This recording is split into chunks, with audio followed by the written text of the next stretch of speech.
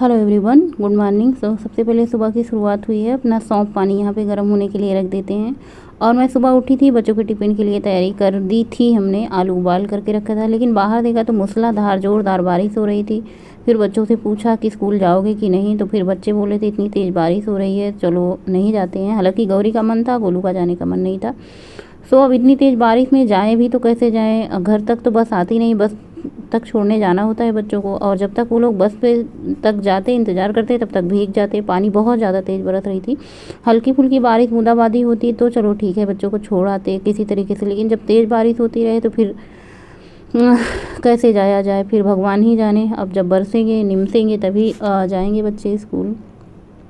तो बस सुबह कुछ यूँ हुआ, कुकर में हमने आलू बॉयल करके रखा था, मतलब 5-6 बच्चों को टिफ़िन बनाने के लिए। और ये रात में काबुली चने भिगोए थे। काबुली चना बना के उबाल के फ्रीजर में फ्रीज कर दो तो बच्चों के टिफ़िन के लिए बहुत ही आसानी होती है। अगर मान लो किसी दिन नींद नहीं खुलती है तो उसके लिए आप आराम से उबला उबलाया चना रखिएगा, छोला बना सकते हैं या फिर चना मसाला बना सकते हैं, जो कि बच्चों को बहुत पसंद है। तो एक तरफ हमने चने चढ़ा दिए हैं, दूसरी तरफ हमने चाय चढ़ा दी है और अपना सौंफ वाला पानी गर्म करके निकाल लिया है। अभी बहुत ज़्यादा गर्म था तो मैंने सोचा चलो जब तक चाय बनती है तो थोड़ा सा पानी ठंडा हो जाने देते हैं। बहुत गर्म पानी पियो तो भी बहुत ज़्यादा नुकसान करता है। और मतलब मीडियम में रहे, बीच वाला रहे ना, बहुत ज़्यादा ठंडा रहे, बहुत ज़्यादा ठंडा पियो तो भी उसके कोई फ़ायदे नहीं है। तो सौंफ वाले पानी जो होता है ना, इसकी तासीर ठंडी होती है, जैसे हम गर्मी में पी सकते हैं। सौंफ का पानी, जीरा का पानी, ये सब हमारे पेट के लिए भी बहुत ही अच्छा होता है, डाइजेशन के लिए। वैसे जिनको थायराइड है वो सुबह के टाइम जो क्या कहते हैं एप्पल साइडर विनेगर पी सकते हैं, वो भी बहुत ज़्यादा फ़ायदा करता है।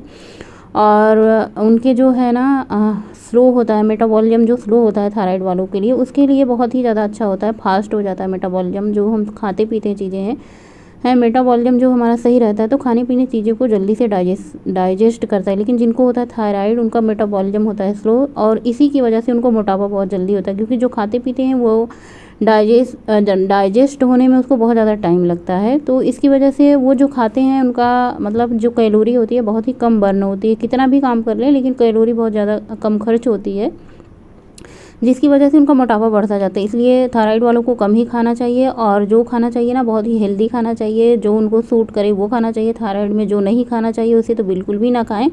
जैसे शुगर में शुगर वालों को चीनी, आलू, चावल, ये सारी चीज़ें मना होती है, वैसे थायराइड में भी बहुत सारी चीज़ें नहीं खाना होता है। तो बस घर में झाड़ू लग चुका है, पोछा लगाना नहीं है, बाहर मूसलाधार बारिश हो रही है, और सुबह के टाइम आलू उबाल के रख दिया है, चना उबाल के रख दिया है, सामने आपको दिख ही रहेगा। और गौरी के हिस्से की चाय रखी है। गौरी बारिश हो रही थी, हालांकि थोड़ी बहुत गुस्से में भी थी, तो वो सो रही थी, नहीं उठी। तो उसके आधे घंटे बाद मैंने और थोड़ा इंतज़ार किया कि गौरी उठ जाए, चाय पी ले। तो मैंने कहा गौरी तो उठ नहीं रही है, चलो अब इसकी चाय हम ही पी लेते हैं, इसका मनमनिया कब तक लगाते रहेंगे। और मैंने चाय पी ली और एक हिस्से का बिस्किट भी खा लिया। वैसे खुद के लिए चाय बनानी होती तो मैं बनाती नहीं, लेकिन बनी बनाई रखी थी, फेंकने से अच्छा है कि चलो 2 बिस्कुट खा के और चाय पी लेते हैं। चाय हल्की सी मीठी थी, ज़्यादा थी। जब मैं अपने लिए बनाती हूँ या मुझे पीना होता है तो मैं हल्की कम मीठा करती हूँ। और उसके बाद ये चने रखे हुए थे। चने मतलब ये पहले के चने थे, ये थोड़े से ये बरसात की वजह से ना इन नरम हो गए थे, मतलब ये खाने लायक नहीं थे। मतलब टेस्ट तो बिल्कुल वैसा था, बस नरम हो चुके थे बारिश की वजह से। अगर ये डिब्बे में रखे होते तो ये बिल्कुल ठीक होते, लेकिन मैं इनको छोड़ के चली गई थी, आई वापस तो देखा तो ये नरम हो चुके थे। तो मैंने सोचा चलो इसका आज सत्तू बना लेते हैं। सत्तू वैसे भी नरम होना ही चाहिए, मतलब जैसे अभी इसमें क्या कहते हैं नींबू का जूस वगैरह डालेंगे तो ये नरम हो जाएंगे। तो मैंने सोचा चलो इसका सत्तू पीस के तैयार कर लेते हैं और बहुत ही बढ़िया इसकी लिट्टी बनाते हैं। तो मिक्सी में हमने पीस लिया है सत्तू। सत्तू तैयार हो चुका। आप इस तरीके से आपके घर में सत्तू ना रहे, भुना हुआ चना रहे, तो आप आराम से इसकी सत्तू बना के तैयार कर सकते हैं। वैसे घर में सत्तू था, अवेलेबल रहता है हमारे घर में सत्तू, क्योंकि मुझे पता होता है हमारे घर में लिट्टियाँ अक्सर बनती हैं। तो चलो ये सत्तू वाला हो गया। यहाँ पे प्याज, अदरक, हरी मिर्ची चॉपर में डाल के इसको चॉप कर लेते हैं। और ये जो हम चॉप कर रहे हैं प्याज, अदरक और मिर्ची, ये तो सत्तू में जाएगा और उसके साथ चोखे में भी जाएगा। चोखा इसलिए मैंने बनाया कि बच्चों के लिए सुबह आलू बॉयल किया था, तो अब आलू की सब्ज़ी बनी नहीं, तो मैंने सोचा एक बैगन रखा था, चलो चोखा बना देते हैं। अब चोखा बन ही रहा था, मौसम बारिश का था, तो मैंने सोचा चलो साथ में बाटी भी बना देते हैं, तो बाटी चोखा का जो है प्रोग्राम हो जाएगा। और बच्चे वैसे भी आजकल मतलब जब से ननिहाल से आए हैं, तो जब तक एक बार कुछ पूरी चीज़ें खा नहीं लेते ना, तब तक बच्चे थोड़ा सा स्थिर नहीं होंगे। तो मैंने सोचा चलो जब तक बैगन पक रहा है तब तक हरी धनिया की पत्ती कट कर लेते हैं। और हरी धनिया की पत्ती काफ़ी ज़्यादा हरी आई थी इस बार, कभी कभार बहुत ही पीली पत्तों वाली आ जाती है, तो वो बहुत जल्दी सड़ भी जाती है। और धनिया की पत्ती कैसे स्टोर करते हैं, अगर आपको चाहिए तो मैं बता दूँगी कैसे स्टोर करते हैं। बरसात के मौसम में, ताकि ज़्यादा दिनों तक धनिया की पत्ती सड़े नहीं और अच्छी हरी फ्रेश बनी रहे। तो बस हरी धनिया की पत्ती कट किया है, बैगन और टमाटर को भून लिया है। चाहे तो आप इसके स्टैंड पे रख के भूने, चाहे ये आप डायरेक्ट गैस पे भूने। मैं ज़्यादा गैस पे ही भून लेती हूँ। स्टैंड है फिर भी मैं गैस पे ही भूनने की आदत पड़ी है। और यहाँ पे मैंने सत्तू में आधा भरवा मिर्च डाली है, 2 नींबू का रस डाला है और डाली है ढेर सारी धनिया की पत्ती, और चॉपर से जो प्याज, अदरक, हरी मिर्ची चॉप किया था उनको ऐड कर दिया है। जो घर का बाटी चोखा होता है ना, इतना बढ़िया लजीज होता है। और मेरे हाथ की बाटी चोखा तो मतलब आहा, स्वाद ही आ जाए। मतलब ऐसे भी बहुत बढ़िया बनता है, स्वाद आता है, क्योंकि चटक होता है ना। मैं थोड़ा सा ज़्यादा चटपटा बनाती हूँ, मिर्ची उर्ची डाल के। अदरक लहसुन ये सब जो मसाले होते हैं, जैसे भरवा मिर्च उर्च, या फिर इसमें कह लें कि नींबू, ये सारे जो थोड़ा सा ज़्यादा क्वांटिटी में डालो और कम लोगों के लिए बनाना हो ना, तो बहुत ही ज़्यादा चटक बनता है। यहाँ पे बैगन को मैंने अच्छे से छिलका इसका निकाल दिया है। और जो इसमें लहसुन हमने डाला था ना, सबसे पहले लहसुन को निकाल करके अलग कर लिया, क्योंकि जब हम आलू में मिक्स करेंगे ना, तो सफ़ेद लहसुन और आलू सफ़ेद दोनों दिखाई नहीं देंगे। इसलिए लहसुन को अलग करके सबसे पहले लहसुन को हम फोड़ लेते हैं। और मुझे ना चोखे में कच्चा लहसुन नहीं पसंद आता, कच्चा लहसुन का स्वाद मुझे बहुत कम पसंद आता है। थोड़ा सा वो बहुत ही ज़्यादा मतलब अलग टाइप का हो जाता है। और जब जो इसको बैगन में डाल के भून लो ना, तो ये भुन जाता है, तो इसका स्वाद बढ़िया आता है, इतना कच्चापन नहीं आता है। और साथ ही टमाटर बैगन सबको अच्छे से कर देंगे मिक्स। और जब टमाटर फोड़ते हैं ना, तो उसमें ऐसे मतलब बहुत ही सावधानी से फोड़ें, क्योंकि उसके छींटे जो है ना बहुत ही जल्दी कपड़े पे आते हैं। और बस चोखा अच्छे से मिक्स कर लिया है, टमाटर वमाटर और बैगन को, आलू को। और इसमें हमने डाल दिया चॉपर से जो चॉप किया था ढेर सारी प्याज, अदरक और मिर्ची, सेंधा नमक डाल दिया, ऐड कर दिया। चम्मच से डालने की बजाय आज बॉटल से उड़ेल दिया, क्योंकि चम्मच मुझे दिख नहीं रहा था। साथ में थोड़ा सा सरसों का तेल डाला है और ढेर सारी हरी धनिया की पत्ती। सरसों का तेल आप चोखे में ज़रूर डालें, बहुत ही बढ़िया मतलब ये। और हाँ, कच्चा तेल डालें, ना कि इसे भून करके, ना ही इसे बॉयल करके। कच्चा सरसों का तेल इसमें ऐड करें, बहुत ही बढ़िया, बहुत ही अच्छा मतलब लगता है कच्चा चोखा। इसे कच्चा चोखा कहते हैं, जो कि हम बाटी से खाते हैं। बस इसको भगोने में निकाल दिया है, साथ में ढेर सारी हरी धनिया की पत्ती ऊपर से भी डाल दिया है।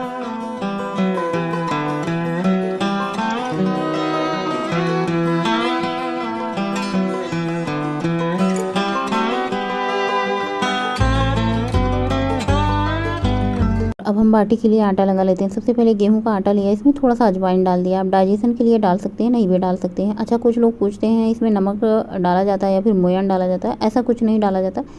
जब हम तेल में फ्राई करके बनाते हैं ना, तो उसकी अलग प्रोसेस होती है, लेकिन मैं फ्राई करके नहीं बनाती हूँ। देखिए, जितना ज़्यादा तेल तला भुना खाएंगे, उतना ही ज़्यादा डाइजेस्ट करने में इसको मतलब वैसे तो बच्चे सब लोग डाइजेस्ट कर लेंगे, लेकिन जहाँ तक बात मेरी होती है, तो मैं ज़्यादा तला भुना अब नहीं खाती हूँ। इसलिए मैं बाटियों को अप्पे में सेक के बनाती हूँ। तो सबसे पहले यहाँ पे सत्तू भर लेंगे, जैसे सेम हम कचौरी भरते हैं या फिर बाटी भरते हैं या फिर पराठे बनाते हैं, सेम उसी तरीके से गोल गोल बाटियों में सत्तू भर लेना अच्छे से। और इनको बहुत ज़्यादा दबाने की ज़रूरत नहीं, क्योंकि जब हम इसे तेल में फ्राई करते हैं तो ये खुलने का डर होता है, लेकिन अप्पे में सेकते हैं तो इनका खुलने का चांस नहीं होता। अप्पे में सेम वैसा स्वाद आएगा जैसे हम आग पे भून के खाते हैं। अब मैं ये तो नहीं कह पाऊँगी जैसा सेम आग में होता है सेम वैसा आएगा, लेकिन हाँ, आप ये मान के चलिए 90% आपको सेम वैसा लगेगा जैसे आग पे सेका हुआ है। और इसे आप तुरंत गर्मा गर्म ही खाएं, तभी स्वाद आएगा। जैसे ठंडा होने के बाद ये बहुत ही ज़्यादा नरम हो जाता है। आज घी भी मैंने नहीं लगाई, क्योंकि आलस डिब्बे में घी खत्म हो रखा था और घी हमने निकाला भी नहीं, सबको ऐसे दे दिया खाने को और ख़ुद भी ऐसे खा लिया बिना घी के। वैसे जो बाटी का आनंद होता है ना, वो घी में जब डुबकी लगाई हूँ बाटियाँ और फोड़ करके ऊपर से घी गिराओ थोड़ा सा बाटी पे, तभी उसका आनंद आता है। लेकिन बाटी और चोखा इतना ज़्यादा मतलब टेस्टी था, चोख था, जैसे कहते हैं चोखा मतलब चोख, मतलब स्वादिष्ट होना चाहिए, चटक होना चाहिए, बहुत ही बढ़िया स्वादिष्ट है। शाम की कोई हमने शूटिंग की नहीं, सोए उठ के उसके बाद कंघी की, चाय नहीं बनाई, पद्देव जी ऑफिस से आए नहीं थे, मैंने कंघी किया, सुबह से कंघी नहीं किया था, थोड़ा सा तैयार हुए और निकल चुके हैं वॉक पे। बारिश हो रही थी, मैंने सोचा चलो थोड़ा सा छोटा वाला चक्कर ही लगा लेते हैं। सब लोग बारिश में बैठे हैं वहाँ।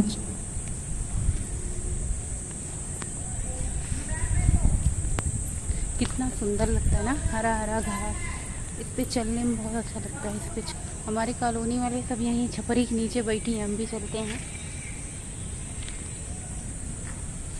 गाय चरक में। हेलो एवरीवन, अभी बज रहे हैं रात के 9 और सबका रात का भोजन हो चुका है। 8 बजे ही भोजन हो जाता है, 7:30-8 बजे हो जाता है।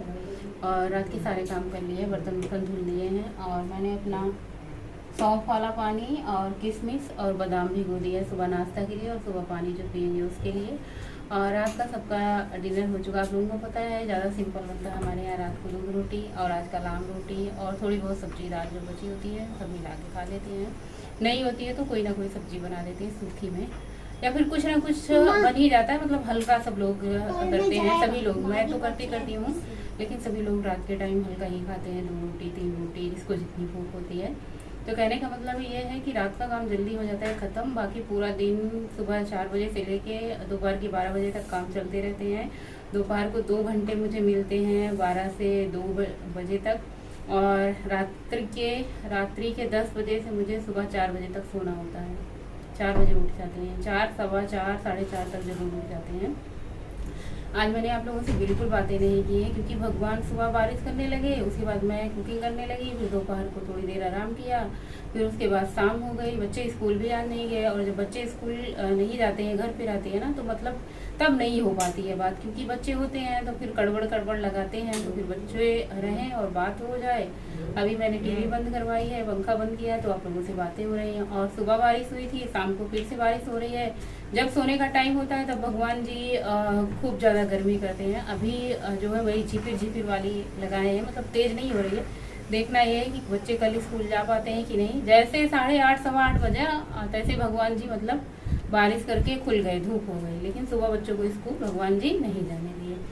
सो आज का ब्लॉग यहीं पे करूँगी एंड, मिलूंगी नए ब्लॉग में, तब तक के लिए बाय, गुड नाइट, शुभ रात्रि, थैंक्स फॉर वॉचिंग। और क्या कहूँ, कुछ कहती हूँ तो भी आप लोग कमेंट करते हो, इससे अच्छा है कि कुछ ना कहा जाए किसी चीज़ पर, जो भी अपना काम है किया जाए, और बस कुछ कहने सुनने की ज़रूरत ही नहीं है। बाकी समझने वाले सब समझते हैं, जानने वाले सब जानते हैं, मुझे क्या ही कहना किसी चीज़ पे। और आज का ब्लॉग यहीं पे एंड करूँगी, मिलूंगी नए ब्लॉग में, तब तक के लिए बाय, गुड नाइट, शुभ रात्रि, थैंक्स फॉर वॉचिंग। स्वस्थ रहें, मस्त रहें आप लोग, हमेशा खुश रहें, महाकाल की कृपा आप पर हमेशा बनी रहे। महाकाल जी आप सभी को हमेशा स्वस्थ रखें, और सबसे ज़्यादा जरूरी जो चीज़ है खुश रखें। स्वस्थ रहना इसलिए ज़रूरी है कि दुनिया की हर सुख सुविधाएं और खुशी बिना स्वस्थ हुए इंसान को नहीं मिलती। अगर एक दिन आपकी तबीयत खराब हो तो देखो कुछ भी अच्छा नहीं लगता, ना घर, ना परिवार, ना कुछ भी नहीं अच्छा लगता। इसलिए सबसे ज़्यादा अपनी वीडियो में आप सभी के स्वस्थ होने की मैं कामना करती हूँ ईश्वर से, कि आप सभी लोग हमेशा स्वस्थ रहें, बाकी चीज़ें आगे पीछे लगी रहेंगी। तो चलिए नेक्स्ट ब्लॉग में मिलते हैं, और वीडियो अच्छा लगे तो do like, share, comment, subscribe my YouTube channel Padmavat blog Gorakhpur. Video अच्छा लगे तो आप लोग लाइक करिएगा, चैनल को सब्सक्राइब करिएगा, और मिलते हैं नए ब्लॉग में। Bye, good night.